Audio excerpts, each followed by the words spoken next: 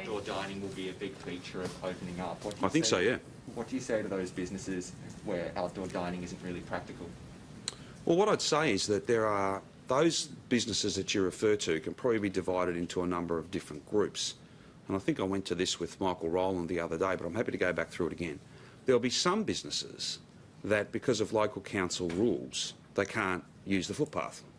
There are some businesses that, because of other rules that go well beyond local government, there's curbside parking, for instance, so you can't use that space. There are some businesses that are directly across the road, a series of restaurants and cafes, there might be a park that they can't access. We are going to make some pretty aggressive decisions about freeing up as much space as possible. You will see roads and laneways closed. Not everyone, but where it's appropriate, you'll see them closed. You'll see parks that will become a centre of not just passive rec, but you'll see people drinking and dining in those parks. Not every square inch, but where that's appropriate and where we can share that. You'll see curbside parking gone in some streets, and restaurants and cafes and pubs being able to occupy that space. We've spoken with London, we've spoken with New York, we continue to speak with a number of other big cities around the world, directly into the Mayor's office, into other senior officials, and we think that that can be part of our mix.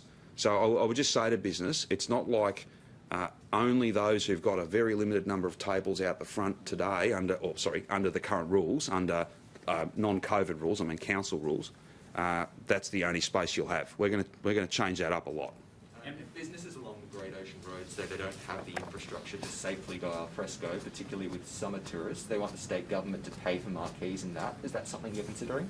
We will have more to say about how we can support businesses. That is there's a few different things we can do. There's obviously changing the rules, so allowing outdoor dining where it wouldn't be permitted.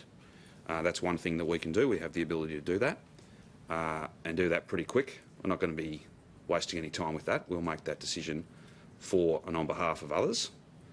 And then there's some other things about trying to support. For instance, if you go to New York, there's a whole bunch of cafes that are now out in the curbside parking. Some are in streets.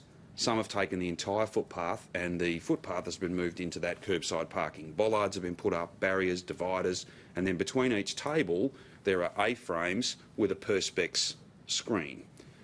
All of those things are possible, and all of those things will be supported by us. We understand there's a significant impost to do that, and it's not like we're going to give people a set of rules that they couldn't possibly afford to use.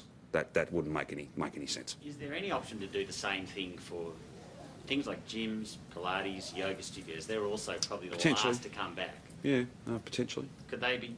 Well, under the road, camp in a park. Well, under the roadmap, there are some outside personal training, boot camp type activity that's back on at various points. I'm always happy to look at, and that's what industry consultation is all around that waiving of the local council laws, because there are limits at the moment on parks and boot camps. Would you waive some of those laws to allow people? Always happy to look at it. Always happy to look at it. And again, that shouldn't be taken as a criticism of local government. Those rules may serve a perfectly worthy purpose, but when you're in the midst of a pandemic and you're looking to get as much economic activity as you possibly can, then we will seek to change those rules for a period of time. I'd fully expect, Raf, that when some of this happens, and I think it will happen quickly, and it will be very, very popular, and I think it might well change large parts of the city and suburbs, not just for the pandemic, but for the longer term.